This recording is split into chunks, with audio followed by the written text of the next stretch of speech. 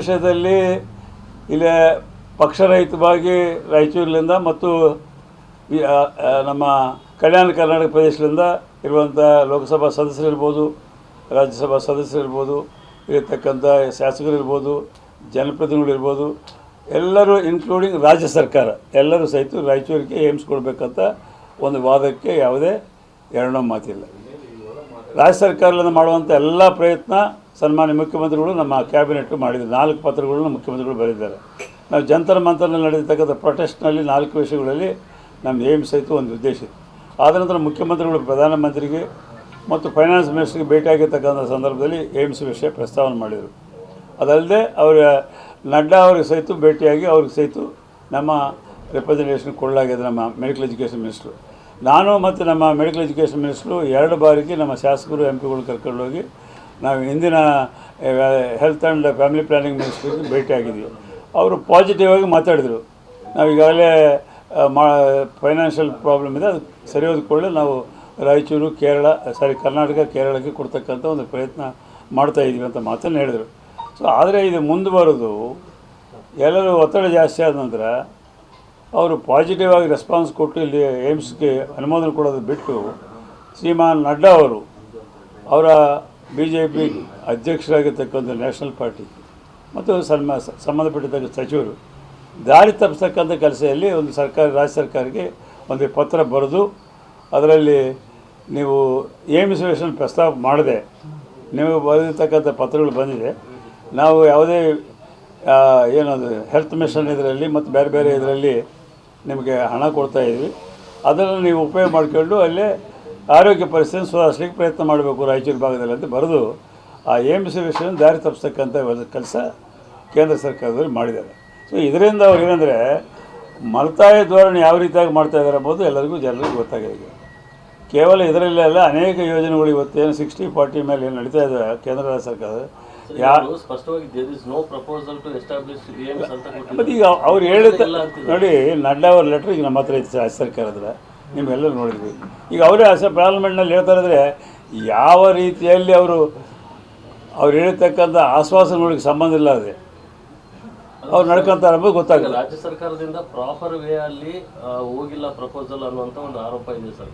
ಸಚಿವ ಸಂಪುಟ ಸಭೆಯಲ್ಲಿ ಅದನ್ನ ತೀರ್ಮಾನ ಮಾಡಿ ಪ್ರಪೋಸಲ್ ಕೊಡಬೇಕಾಗಿತ್ತು, ಕೇವಲ ನಿಯೋಗಗಳ ಮೂಲಕ ಅದು ಅವ್ರು ಹೇಳ್ತಾ ಇದ್ರೆ ನೀವು ಅರ್ಧ ಮಾಡ್ಕೋಬಾರ್ದು, ನೀವು ಅರ್ಧ ಮಾಡ್ಕೊಳ್ಳಿ. ಮುಖ್ಯಮಂತ್ರಿ is the head of the cabinet, ಅಲ್ಲಿ ಏನೇ ಇದ್ದರೆ ಅವರೇ ಸೈನ್ ಮಾಡಿ ಕಳಿಸ್ತಾರೆ, ನಾವೆಲ್ಲ ಸೈನ್ ಮಾಡೋದಿಲ್ಲ. ಅಲ್ಲಿ ತೀರ್ಮಾನಕ್ಕಷ್ಟೇ ನಾವಿರೋದು.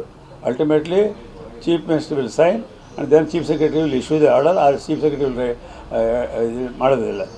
ಅದಾಯ್ತಾ? That is the system. ಯಾರು ಅದು ಸಿಸ್ಟಮ್ ಗೊತ್ತಿಲ್ಲ ಅದವ್ರು ಮಾತಾಡೋರು ಎಲ್ಲ ಅಲ್ಲ. ಅದಕ್ಕೇನು ಪ್ರಪೋಸಲ್ ಚೀಫ್ ಮಿನಿಸ್ಟರ್ ಅಂದರೆ on behalf the state is the head of the state.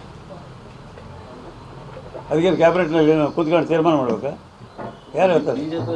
ಅದೇ BJP ಅವ್ರಿಗೆ ನಾಲಿಗೆ ಸರಿಯಾಗಿಲ್ಲ, ಏನು ಮಾತಾಡ್ತಾರೋ ಅವ್ರಿಗೆ ಗೊತ್ತಿಲ್ಲ. ಜನರಿಗೆ ಆ ಸಮಯಕ್ಕೆ ಆ ಸಿಸ್ಟಮ್ಗೆ ದಾರಿ ತಪ್ಪಿಸ್ತಕ್ಕಂಥ ಕೆಲಸವನ್ನೇ ಮಾಡ್ತಾರೆ. ಇವತ್ತು ನಾಳೆನೇ ಕ್ಯಾಬಿನೆಟ್ನಲ್ಲಿ ಮಾಡಿಸ್ಕೊಡ್ತೀವಿ. ಯಾವನು ತಾಕತ್ತಿದ್ರೆ BJP ಲೀಡರ್ ಬಾ ಅಂತೇಳಿ ಯಾರು ಮಾತಾಡ್ತಾರಲ್ಲ ನಿಮ್ಮ ಹತ್ರ, ಅವ್ರಿಗೆ ತಾಕತ್ತಿದ್ದ ನಮ್ಮ ಎದುರುಗಡೆ ಬರಬೇಕು. ನಾಳೆನೇ ಕ್ಯಾಬಿನೆಟ್ ಐತಿ 11ನೇ ತಾರೀಕು, ಪಾಸ್ ಮಾಡಿಸ್ಕೊಡ್ತೇವೆ ಅವ್ರು ಹೇಳಿದ ರೀತಿಯಲ್ಲಿ. ಏನು ಮಾಡಿಸ್ಕೊಂಬರೋ ತಾಕತ್ತು ಐತೆ ಅವ್ರ ಹತ್ರ?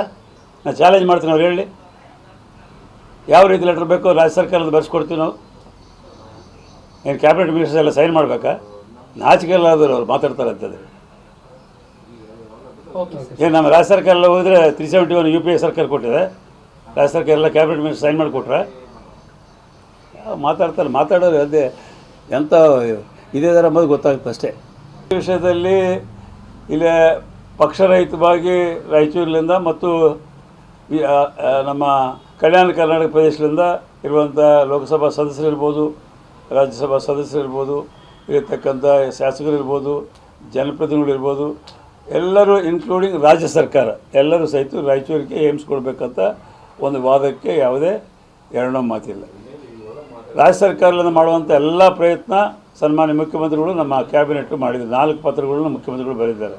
ನಾವು ಜಂತರ ಮಂತರಲ್ಲಿ ನಡೆದಿರ್ತಕ್ಕಂಥ ಪ್ರೊಟೆಸ್ಟ್ನಲ್ಲಿ 4 ವಿಷಯಗಳಲ್ಲಿ ನಮ್ಮ ಏಮ್ಸ್ ಸಹಿತ ಒಂದು ಉದ್ದೇಶ ಇತ್ತು.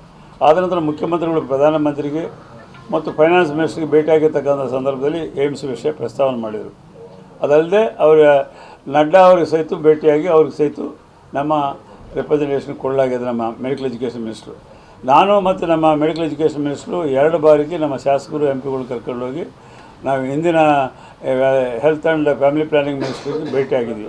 ಅವರು ಪಾಸಿಟಿವ್ ಆಗಿ ಮಾತಾಡಿದರು. ನಾವು ಈಗಾಗಲೇ ಫೈನಾನ್ಷಿಯಲ್ ಪ್ರಾಬ್ಲಮ್ ಇದೆ, ಅದು ಸರಿ ಹೋದ್ಕೊಳ್ಳಿ ನಾವು ರಾಯಚೂರು ಕರ್ನಾಟಕ ಕೇರಳಕ್ಕೆ ಕೊಡ್ತಕ್ಕಂಥ ಒಂದು ಪ್ರಯತ್ನ ಮಾಡ್ತಾಯಿದ್ದೀವಿ ಅಂತ ಮಾತನ್ನು ಹೇಳಿದರು. ಸೊ ಆದರೆ ಇದು ಮುಂದುವರೆದು ಎಲ್ಲರೂ ಒತ್ತಡ ಜಾಸ್ತಿ ಆದ ನಂತರ ಅವರು ಪಾಸಿಟಿವ್ ಆಗಿ ರೆಸ್ಪಾನ್ಸ್ ಕೊಟ್ಟು ಇಲ್ಲಿ ಏಮ್ಸ್ಗೆ ಅನುಮೋದನೆ ಕೊಡೋದು ಬಿಟ್ಟು ಶ್ರೀಮಾನ್ ನಡ್ಡಾ ಅವರು ಅವರ BJP ಅಧ್ಯಕ್ಷರಾಗಿರ್ತಕ್ಕಂಥ ನ್ಯಾಷನಲ್ ಪಾರ್ಟಿ ಮತ್ತು ಸಂಬಂಧಪಟ್ಟಿದ್ದ ಸಚಿವರು ದಾರಿ ತಪ್ಪಿಸ್ತಕ್ಕಂಥ ಕೆಲಸದಲ್ಲಿ ಒಂದು ರಾಜ್ಯ ಸರ್ಕಾರಕ್ಕೆ ಒಂದು ಪತ್ರ ಬರೆದು ಅದರಲ್ಲಿ ನೀವು ಏಮ್ಸ್ ಪ್ರಸ್ತಾವ ಮಾಡದೆ ನೀವು ಬರೆದಿರ್ತಕ್ಕಂಥ ಪತ್ರಗಳು ಬಂದಿದೆ. ನಾವು ಯಾವುದೇ ಏನದು ಹೆಲ್ತ್ ಮಿಷನ್ ಇದರಲ್ಲಿ ಮತ್ತು ಬೇರೆ ಬೇರೆ ಇದರಲ್ಲಿ ನಿಮಗೆ ಹಣ ಕೊಡ್ತಾಯಿದ್ವಿ, ಅದನ್ನು ನೀವು ಉಪಯೋಗ ಮಾಡಿಕೊಂಡು ಅಲ್ಲೇ ಆರೋಗ್ಯ ಪರಿಸ್ಥಿತಿ ಸುಧಾರಿಸಲಿಕ್ಕೆ ಪ್ರಯತ್ನ ಮಾಡಬೇಕು ರಾಯಚೂರು ಭಾಗದಲ್ಲಿ ಅಂತ ಬರೆದು ಆ ಏಮ್ಸ್ ದಾರಿ ತಪ್ಪಿಸ್ತಕ್ಕಂಥ ಕೆಲಸ ಕೇಂದ್ರ ಸರ್ಕಾರದಲ್ಲಿ ಮಾಡಿದ್ದಾರೆ. ಸೊ ಇದರಿಂದ ಅವ್ರು ಏನಂದರೆ ಮಲತಾಯ ಧೋರಣೆ ಯಾವ ರೀತಿಯಾಗಿ ಮಾಡ್ತಾಯಿದ್ದಾರೆ ಎಂಬುದು ಜನರಿಗೂ ಗೊತ್ತಾಗಿದೆ. ಕೇವಲ ಇದರಲ್ಲೇ ಅಲ್ಲ, ಅನೇಕ ಯೋಜನೆಗಳು ಇವತ್ತೇನು 60-40 ಮೇಲೆ ಏನು ನಡೀತಾ ಇದೆ ಕೇಂದ್ರ ರಾಜ್ಯ ಸರ್ಕಾರ ಸ್ಪಷ್ಟವಾಗಿ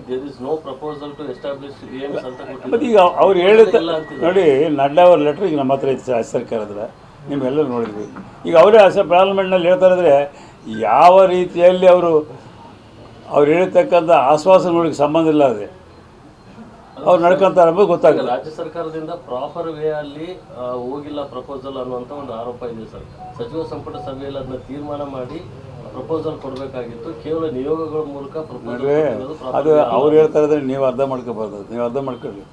ಮುಖ್ಯಮಂತ್ರಿ is the head of the cabinet, ಅಲ್ಲಿ ಏನೇ ಇದ್ದರೆ ಅವರೇ ಸೈನ್ ಮಾಡಿ ಕಳಿಸ್ತಾರೆ, ನಾವೆಲ್ಲ ಸೈನ್ ಮಾಡೋದಿಲ್ಲ. ಅಲ್ಲಿ ತೀರ್ಮಾನಕ್ಕಷ್ಟೇ ನಾವಿರೋದು. Ultimately chief minister will sign and then chief secretary will issue the order, ಆ ಚೀಫ್ ಸೆಕ್ರೆಟರಿ ವಿಲ್ ಮಾಡೋದಿಲ್ಲ. ಅದಾಯ್ತಾ? That is the system. ಯಾರು ಅದು ಸಿಸ್ಟಮ್ ಗೊತ್ತಿಲ್ಲದವ್ರು ಮಾತಾಡೋರು ಎಲ್ಲ ಅಲ್ಲ. ಅದಕ್ಕೇನು ಪ್ರಪೋಸಲ್ ಚೀಫ್ ಮಿನಿಸ್ಟರ್ ಅಂದರೆ on behalf of the state is the head of the state. ಅದಕ್ಕೇನು ಕ್ಯಾಬಿನೆಟ್ನಲ್ಲಿ ಏನು ಕೂತ್ಕೊಂಡು ತೀರ್ಮಾನ ಮಾಡ್ಬೇಕಾ? ಯಾರು ಹೇಳ್ತಾರೆ? ನೋಡಿ, BJP ಅವ್ರಿಗೆ ನಾಲಿಗೆ ಸರಿಯಾಗಿಲ್ಲ, ಏನು ಮಾತಾಡ್ತಾರೋ ಅವ್ರಿಗೆ ಗೊತ್ತಿಲ್ಲ. ಜನರಿಗೆ ಆ ಸಮಯಕ್ಕೆ ಆ ಸಿಸ್ಟಮ್ಗೆ ದಾರಿ ತಪ್ಪಿಸ್ತಕ್ಕಂಥ ಕೆಲಸವನ್ನೇ ಮಾಡ್ತಾರೆ. ಇವತ್ತು ನಾಳೆನೇ ಕ್ಯಾಬಿನೆಟ್ನಲ್ಲಿ ಮಾಡಿಸ್ಕೊಡ್ತೀವಿ. ಯಾವನು ತಾಕತ್ತಿದ್ರೆ BJP ಲೀಡರ್ ಬಾ ಅಂತೇಳಿ ಯಾರು ಮಾತಾಡ್ತಾರಲ್ಲ ನಿಮ್ಮ ಹತ್ರ, ಅವ್ರಿಗೆ ತಾಕತ್ತಿದ್ದ ನಮ್ಮ ಎದುರುಗಡೆ ಬರಬೇಕು. ನಾಳೆನೇ ಕ್ಯಾಬಿನೆಟ್ ಐತಿ 11ನೇ ತಾರೀಕು, ಪಾಸ್ ಮಾಡಿಸ್ಕೊಡ್ತೀವಿ ಅವ್ರು ಹೇಳಿದ ರೀತಿಯಲ್ಲಿ. ಏನು ಮಾಡಿಸ್ಕೊಂಬರೋ ತಾಕತ್ತೈತೆ ಅವ್ರ ಹತ್ರ? ನಾನು ಚಾಲೆಂಜ್ ಮಾಡ್ತೀನಿ, ಅವ್ರು ಹೇಳಿ ಯಾವ ರೀತಿ ಲೆಟ್ರ್ ಬೇಕೋ ರಾಜ್ಯ ಸರ್ಕಾರದ ಬರೆಸ್ಕೊಡ್ತೀವಿ ನಾವು. ಏನು ಕ್ಯಾಬಿನೆಟ್ ಮಿನಿಸ್ಟರ್ಸ್ ಎಲ್ಲ ಸೈನ್ ಮಾಡಬೇಕಾ? ನಾಚಿಕೆ ಎಲ್ಲಾದರೂ ಅವ್ರು ಮಾತಾಡ್ತಾರೆ ಅಂತಂದರೆ. ಏನು ನಮ್ಮ ರಾಜ್ಯ ಸರ್ಕಾರ ಎಲ್ಲ ಹೋದರೆ 371 UPA ಸರ್ಕಾರ ಕೊಟ್ಟಿದೆ, ರಾಜ್ಯ ಸರ್ಕಾರ ಎಲ್ಲ ಕ್ಯಾಬಿನೆಟ್ ಮಿನಿಸ್ಟರ್ ಸೈನ್ ಮಾಡಿಕೊಟ್ರೆ ಮಾತಾಡ್ತಾರೆ. ಮಾತಾಡೋರು ಅದೇ ಎಂಥ ಇದೇ ಥರ ಅಂಬೋದು ಗೊತ್ತಾಗುತ್ತೆ ಅಷ್ಟೇ.